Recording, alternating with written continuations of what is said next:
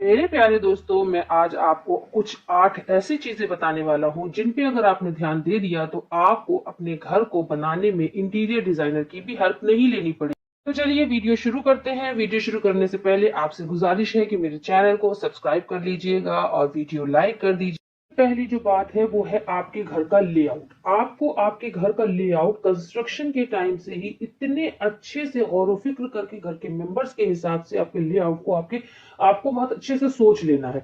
और जो ये लेआउट है वो ऐसी चीज है, वो आपके पूरे घर के डिजाइन को इफेक्ट करती है। और आप लेआउट अगर बहुत ध्यान से कर लेते हैं, आपका पूरा घर बिल्कुल डिजाइनर की तरह से तैयार हो जाएगा। इस वीडियो में मैं थोड़ा बहुत आपको लेआउट समझाऊंगा, नहीं तो वीडियो बहुत लंबी हो जाएगी। लेकिन मैं अलग से और एक वीडियो बनाऊंगा लेआउट के ऊपर, जिसमें बेडरूम, बाथरूम और आपके किचन और ड्राइंग रूम सबका लेआउट मैं अच्छे से आपको समझाऊंगा। लेकिन प्लीज कमेंट करिएगा, अगर आप लेआउट जानना चाहते हैं कमेंट पे लिख दीजिएगा लेआउट। मैं आपके कमेंट का वेट करूंगा, और नहीं लिखेंगे तो भी मैं वीडियो तो बनाऊंगा, क्योंकि ये तो मेरा काम है। किचन में आप कौन सी चीज कहाँ पे रखने वाले हैं, जैसे आप अपना गैस चूल्हा कहाँ पे रखने वाले हैं, आप अपना डिश वॉशर कहाँ पे रखने वाले हैं, आप अपना अवन कहाँ पे रखने वाले हैं, मिक्सर ग्राइंडर कहाँ पे रखने वाले हैं, हर चीज का लेआउट आपको पहले से ही सोच के रखना है, तब आपको अपना किचन बनवाना है। या आप जैसे बेडरूम का है तो बेडरूम में आप बेड कहाँ पे रखेंगे, वार्डरोब कहाँ पे बनाएंगे, हर चीज का लेआउट अगर आप पहले से ध्यान रखें। आप जब लेआउट ध्यान रख लेंगे तो नंबर 2 हमारा जो पॉइंट है स्विच बोर्ड, आप उसका भी बहुत अच्छे से ध्यान रख पाएंगे, क्योंकि आपको पता है आपका बेड कहाँ पर है, आपका ड्रेसर कहाँ पर है, आपका किचन की अप्लायंसेस कहाँ पर है। तो जब आपको ये सब चीजें पता होंगी तो आप उसी हिसाब से स्विच बोर्ड का डिजाइन करवाएंगे। क्योंकि हमारे स्विच बोर्ड होते क्या, अगर हमने बिना लेआउट के अपना स्विच बोर्ड बस अंदाजों से लगवा दिया और अपने ठेकेदार के कहने पर लगवा दिया, तो आप ये ध्यान देंगे कि कभी ऐसा होता है कि आपको कोई स्विच बोर्ड बेड के पीछे चला गया है, कोई कोई आपके कबर्ड के अंदर चला गया। स्विच बोर्ड्स भी आपके घर के लुक को इनहेंस करने में बहुत अहम रोल अदा करते हैं। ये स्विच बोर्ड्स गलत लग जाते हैं तो हम उनके लिए अलग से क्लिपिंग करते हैं, वो क्लिपिंग बहुत बुरी लगती है। इसलिए स्विच बोर्ड पहले से ही तैयार कर लीजिए, पहले से ही उसकी जगह सुनिश्चित कर लीजिए। जैसे कि एक स्विच बोर्ड आपका डोर खोलते ही डोर वाली दीवार पर होना चाहिए, वहां से आपकी ceiling fan, ceiling light, AC और एक सॉकेट अलग से दिया होना चाहिए। उसके बाद दूसरा स्विच बोर्ड आपको आपके बेड के दोनों साइड लगवाने चाहिए, जिससे आप अपने फोन्स को चार्ज कर सके और वहां से भी आपका सीलिंग फैन, सीलिंग लाइट, ये सब आप कंट्रोल कर सके। उसके बाद एक आपका सॉकेट होना चाहिए आपकी टीवी यूनिट के पास, जहां से आप अपनी टीवी कंट्रोल करें, टीवी चलाएं, और कोई भी इलेक्ट्रिक चीजें आपको लगानी हो तो वो उस जगह पर एक सॉकेट देना चाहिए। और नंबर 4 आपका स्विच बोर्ड होना चाहिए आपके अटैच बाथरूम वाली वॉल पर, जिससे आप बाहर से ही अपने बाथरूम के अंदर की लाइट्स को कंट्रोल कर सकें, और उसके अंदर जो भी चलाने वाली चीजें हो उन्हें कंट्रोल कर सके, और बालकनी की लाइट को कंट्रोल कर सके। हमारा थर्ड पॉइंट है कर्टन्स। अच्छा, कर्टन्स होता क्या है कि हम सोचते हैं कि ये तो सबसे लास्ट की चीज है, जब हमारा घर पूरा तरह तैयार हो जाएगा तब हम अपने कर्टन्स के बारे में सोचेंगे और लाकर कर्टन्स लगा देंगे। लेकिन ऐसा हरगिज नहीं होता है। आपको कर्टन्स का भी आपके घर के कंस्ट्रक्शन के टाइम ही बहुत ख्याल रखना होगा। आपको आपके कर्टन रॉड को, आपकी जो फॉल सीलिंग आप जो बनवा रहे हैं, फॉल सीलिंग और वॉल के बीच में 5 इंच की जगह छोड़ करके वहां पर आपको आपके कर्टन रॉड इंस्टॉल करवाने होते हैं, या फिर आप कर्टन चैनल भी लगवा सकते हैं। लेकिन आप क्या करते हैं, जैसे लोग क्या करते हैं, ये जो हाफ विंडो है जैसे आपकी, तो आप हाफ विंडो पे ही हाफ कर्टन लगा देते हैं। ये बहुत बुरा लगता है और ये आपके घर को लुक को खराब करता है। अगर आपको आपके घर में मॉडर्न लुक देना है तो आपको फुल लेंथ का कर्टन लगवाना होगा, और वो भी आपके कर्टन रॉड हाइड करा के। अगर आप फॉल सीलिंग करा रहे हैं तो बहुत आराम से आपकी हाइड हो जाएगी कर्टन रॉड। अगर आप फॉल सीलिंग नहीं करा रहे हैं तो आप पेलमेट बना करके आपके कर्टन रॉड को हाइड कर सकते हैं, और हाइड करके ही कर्टन रॉड को रखिए, जिससे आपका घर बिना डिजाइनर के भी मॉडर्न डिजाइनर लुक वाला बनेगा।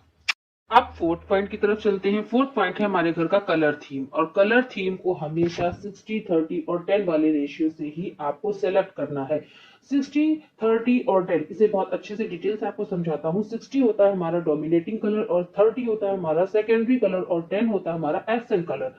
60% डोमिनेटिंग कलर में आप आपकी वॉल आ गई, आपकी सीलिंग आ गई, आपके फ्लोर आ गए, और आपको इन चीजों में जैसे वॉल, सीलिंग और फ्लोर में लाइट कलर यूज करना है, जैसे ivory, off white, beige colour, light grey, इस तरह के कलर। और जो सेकेंडरी कलर मतलब 30% आपको आपके जैसे सोफा, आपका फर्नीचर, आपका कर्टन्स, इनमें आपको इसी कलर्स के, यानी जो आपके डोमिनेटिंग कलर हैं उन्हीं कलर्स के डार्कर शेड यूज करने हैं। और 10% आपकी जो आप डेकोरेटिव आइटम्स अपने घर में रखने वाले हैं, जैसे कुशंस हो गए या कोई और एलिमेंट्स हो गए, तो उनको आप 10% अपनी मर्जी से कोई भी कंट्रास्ट करके कलर दे सकते हैं। बात करते हैं हमारे फिफ्थ पॉइंट की तरफ। फिफ्थ पॉइंट है टाइल्स, यानी हम अपने घर की जो फ्लोरिंग करते हैं तो हम सोचते हैं अब हम अपनी फ्लोरिंग में क्या लगवाएं। तो फ्लोरिंग के लिए विट्रीफाइड टाइल्स आजकल बहुत ज्यादा इन है। विट्रीफाइड टाइल्स बहुत बहुत अच्छी अच्छी डिजाइन में आती है, इसलिए इन्हें लोग पसंद कर रहे हैं अपने घरों में लगवाने के लिए। तो विट्रीफाइड टाइल्स आप लगवाइए, इनमें बहुत अच्छे अच्छे डिजाइन होते हैं, मगर आप ये ध्यान रखिए कि इनमें बहुत सारे पैटर्न्स ना बने हो। और हमेशा टाइल्स का मतलब कलर, अगर आप कलर थीम फॉलो कर रहे होंगे तो आपको कलर तो आपकी वैसे भी टाइल्स का आपको पता होगा कि आपको किस कलर की टाइल्स को लाना है अपने घर में लगाने के लिए। और आपको हमेशा ये ध्यान रखना है कि टाइल्स बड़ी साइज की लगानी है। छोटी छोटी टाइल्स की जो साइज वाली टाइल्स होती है वो ना लगवा कर आप 2.5 बाई 5 की, 2 बाई 4 की लगवा सकते हैं, या इससे भी बड़ी लगवा सकते हैं, बस 2 बाई 2 की मतलब। सिक्स पॉइंट की बात करते हैं। सिक्स पॉइंट पे आते हैं आपके डोर्स, यानी डोर्स को हम कैसे डिजाइन करवाएं। तो डोर्स के लिए आपको बहुत ज्यादा पैटर्न डोर के अंदर बहुत ज्यादा फूल पत्तियों वाले डिजाइन ना लगवाइएगा, क्योंकि अब ये सब नहीं चलता है। अब ज्यादातर ज्योमेट्रिकल डोर्स पे डिजाइन चलती है, और डोर्स बड़े बड़े साइज की होने चाहिए। जैसे 4.5 बाई 10 का बनवा लीजिए, 5 बाई 12 का बनवा लीजिए। मतलब जितने बड़े डोर, आप डोर पे बहुत ज्यादा डिजाइनिंग ना करा के आप उसके बदले आप एक्सेसरीज पे ध्यान दीजिए। जो एक्सेसरीज है वो थोड़ी अच्छी वाली और न्यू डिजाइन की जो होती है वो एसेसरीज जो आपकी स्क्रीन पे दिख रही है, इस तरह की एसेसरीज अपने डोर पे लगवाइए और डोर को डिजाइन करवाइए। अब बात करते हैं सेवन पॉइंट की। सेवन पॉइंट यानी लाइटिंग। अगर आपने अपने घर का पूरा डिजाइन बहुत अच्छे से किया है, सब कुछ बहुत अच्छे से डिजाइन किया, सोचा है, समझा है, लेकिन लाइटिंग अच्छे से नहीं की, तो सारे पूरे एम्बियंस की जान खत्म हो जाएगी। अगर आपको अपने पूरे एम्बियंस में, इंटीरियर में जान डालनी है तो लाइटिंग अच्छे से करनी होगी, लाइटिंग को अच्छे से समझना पड़ेगा। लाइटिंग 3 तरह की होती है, एक होती है हमारी एरिया लाइट, एक होती है मूड लाइट और एक होती है टास्क लाइट। एरिया लाइट में सीओबी लाइट, एलईडी पैनल और प्रोफाइल लाइट, ये हमारे पूरे रूम को, ये जिस जगह पे हम लगा रहे हैं लाइट, उस जगह को यूनिफॉर्म देती है। और हमारे मूड लाइट है, मूड लाइट हमारे मूड के अकॉर्डिंग लगाई जाती है, और ये ज्यादातर प्रोफाइल स्ट्रिप्स के रूप में लगाई जाती है।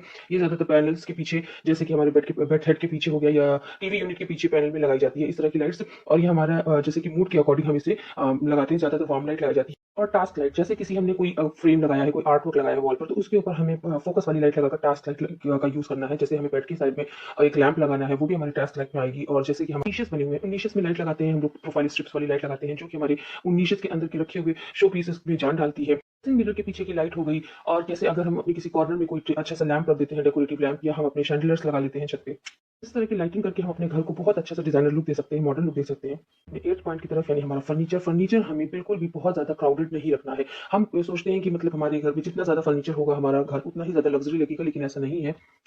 फर्नीचर लगाते वक्त ये ध्यान जरूर रखना है कि हमारा जो भी एरिया है उसमें 60% फर्नीचर हो और बाकी 40% हमारा मतलब ब्लैंक एरिया हो, जहां पर हमें चलने फिरने में आराम हो, और जो हमारी आईज को मतलब देखने में वो दिखे कि वो खाली जगह है। जो जितनी वो खाली जगह दिखेगी उतना ही हमारा एरिया, रूम बड़ा ब्रॉड दिखेगा और वो लग्जरी दिखने लगेगा अपने आप ही। आप एक इन पिक्चर्स में देखिए, जहां पर फर्नीचर ज्यादा है और जहां पर फर्नीचर कम है, यानी जो क्राउडेड जगह ज्यादा है वो और जो ब्लैंक जगह ज्यादा है, उनको देखने पे आपको तुरंत पता चल रहा होगा फर्क कि कौन सी जगह ज्यादा लग्जरी, ज्यादा मॉडर्न, कौन सी बहुत क्राउडेड लग रही है। तो बस आज की वीडियो में इतना ही। आपको वीडियो अच्छी लगी हो तो प्लीज मेरे चैनल को सब्सक्राइब करिएगा, वीडियो लाइक करिएगा। Bye bye.